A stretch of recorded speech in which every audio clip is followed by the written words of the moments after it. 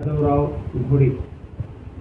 भारताला स्वातंत्र्य मिळून 80 वर्ष पूर्ण होत आहे. देशाने अनेक क्षेत्रांमध्ये उल्लेखनीय प्रगती केली आहे. मात्र ग्रामीण व दुर्गम भागात वास्तव्यात असलेला गवळी समाज आजही अनेक मूलभूत सुविधांपासून वंचित. ह्या समाजाचा मुख्य व्यवसाय पशुपालन आणि दुग्ध व्यवसाय हा या समाजाचा पारंपरिक व्यवसाय असल्याने गावातील जनावरांसाठी कुरणे, पाण्याची उपलब्धता आणि शेतीजवळ राहणे आवश्यक ठरते. त्यामुळे अनेक गवळी कुटुंबांनी गावापासून 3 ते 4 किलोमीटर अंतरावर आपल्या त्या ठिकाणी त्यांनी वस्त्या तयार केलेल्या आहेत आणि त्या ठिकाणी ते राहतात. हा समाज अतिशय कष्टाळू, प्रामाणिक आणि बहुतांश निर्व्यसनी आहे.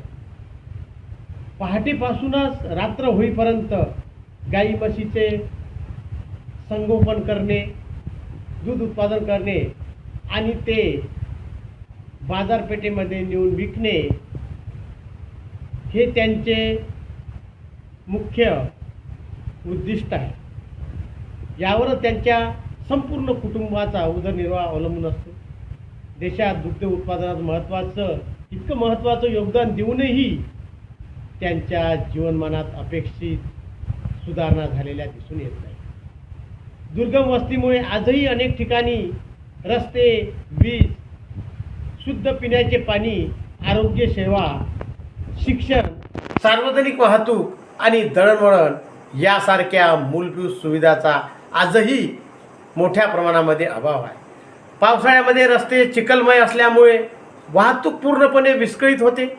एखाद्या कुटुंबात दुःखद घटना घडल्यास अंत्यविधीसाठी मोठ्या अडचणीचा सामना करावा लागतो. यवतमाळ जिल्ह्यात अनेकदा मुसळधार पावसामुळे मृतदेह बाहेर नेणे अशक्य झाल्यास ते काही काळ घरातच ठेवण्याची वेळ येते. ही परिस्थिती अतिशय वेदनादायक असून आजच्या आधुनिक भारताला शोभणारी नाही. गवळी समाजाच्या वस्त्यांना पक्के रस्ते, वीज, पिण्याचे पाणी, आरोग्य उपकेंद्र, शैक्षणिक सुविधा, जनावरांसाठी पशुवैद्य सेवा आणि दुग्ध व्यवसायाला चालना देणाऱ्या शासकीय योजना प्रभावीपणे उपलब्ध करून देणे ही आजच्या काळाची गरज आहे. शासनाने या समाजाचा वास्तविक परिस्थितीची दखल घेऊन त्यांच्या विकासासाठी विशेष धोरण आणि ठोस उपाययोजना राबविणे अतिशय आवश्यक आहे. तरी निश्चितच शासन या सर्व समाजाच्या समस्या गांभीर्यपणे विचार करून ते पूर्ण करतील अशी समाजाकडून मी अपेक्षा व्यक्त करतो. धन्यवाद.